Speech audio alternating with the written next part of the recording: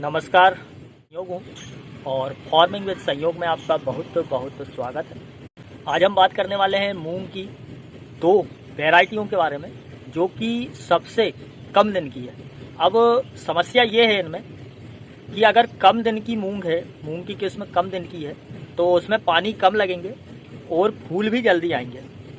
तो इन मूंग का रख रखाव मतलब कि इन्हें कैसे मैनेज करना है खेत में, इसका ध्यान देना बहुत ज़रूरी है। क्योंकि कम दिन में, कम पानी में, कम दवाइयों में मूंग पक जाएगी, पर दवाई डालने का निश्चित सही समय पता होना हमारे लिए बहुत ज़रूरी है। इनमें से एक मूंग है IPM 205-7 और दूसरी मूंग है IPM 409-4।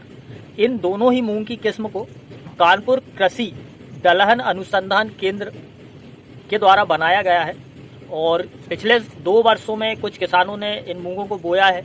उसका रिजल्ट अच्छा आया है, बढ़िया आया है। कुछ किसान खुश थे तो कुछ किसान इससे नाराज़ थे। सबसे हल्के हल्के शब्दों में हम बात कर लेते हैं। मूंग चाहे ज़्यादा दिन की बोएं, चाहे मूंग कम दिन की बोएं, मूंग में बेंटोनाइट सल्फर मिलाकर बोना बहुत ज़रूरी है। उसके साथ हमें SSP मिलाना है और SSP नहीं हो तो हम DAP मिला सकते हैं। मार्केट में बहुत सारे फर्टिलाइज़र आ चुके हैं जिनमें 1 नहीं, 2 नहीं, 3 नहीं, 5-5, 6-6, 7-7 पोषक तत्व मिले हुए आते हैं। उनमें जिंक भी आ जाता है, सल्फर भी आ जाता है, वहाँ से चल के पोटेशियम भी आ जाता है, नाइट्रोजन भी आ जाता है। इस प्रकार के बहुत सारे चीज़ें फर्टिलाइजर्स आ चुके हैं जिन्हें हम मिलाकर बो सकते हैं। मूंग का बीज उपचार करके बोना भी बहुत ज़रूरी है।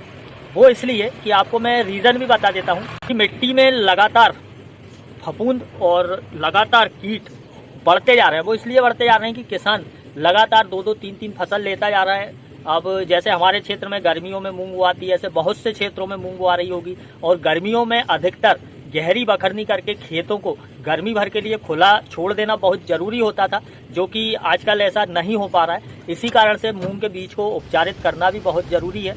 उसके बाद में हम मूंग में उसे बोकर ऊपर से एक पानी रेल देते हैं। उसके जस्ट 5, 6 या 10 दिन के बाद हमें एक कीटनाशक का स्प्रे करना बहुत ही ज़रूरी होता है। वो इसलिए कि जब मूंग 2 पत्ती की अवस्था में होती है, उस अवस्था में मूंग के दोनों पत्तियों के बीच में एक बहुत बारीक जाले वाली इल्ली आती है जो कि जाला देती है और जो नई कोपल आती है मूंग की उसको खा जाती है। तो हमें वो स्प्रे करना ज़रूरी है।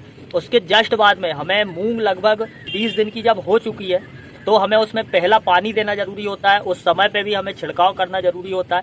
अब जब मूंग कम दिन की है तो उसमें पहला पानी तो हम बोने के टाइम पे देते हैं, दूसरा पानी हमें मूंग में 20 दिन के बाद देना है। उसके बाद रुकना है। रुक कर जब तक मूंग में फूल नहीं छिटकेंगे, तो जब उसमें फूल छिटकना है उस समय पर फूल छिटकने से पहले हमें पानी देकर एक टॉनिक में मैं आपको बता दूं बहुत बढ़िया टॉनिक है।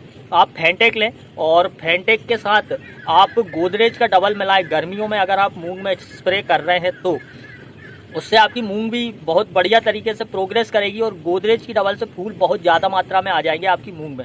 उस समय पर फूल छिटकने से पहले आप एक स्प्रे करके पानी दे दें और जैसे ही आपके फूल पर्याप्त मात्रा में आ जाए मूंग में और आपकी मूंग में कोसियाँ लगने लगे इतनी बड़ी, उस टाइम पे आप तुरंत देर ना करें। भले ही आपके 6 दिन हुए हों या पानी दिए हुए 7 दिन हुए हों, आप तुरंत एक और पानी दे दें। उससे आपके पूरे के पूरे फूल एक साथ आ जाएंगे, पूरी की पूरी फलियां एक साथ बन जाएगी और आपकी मूंग की फसल एक नंबर हो जाएगी।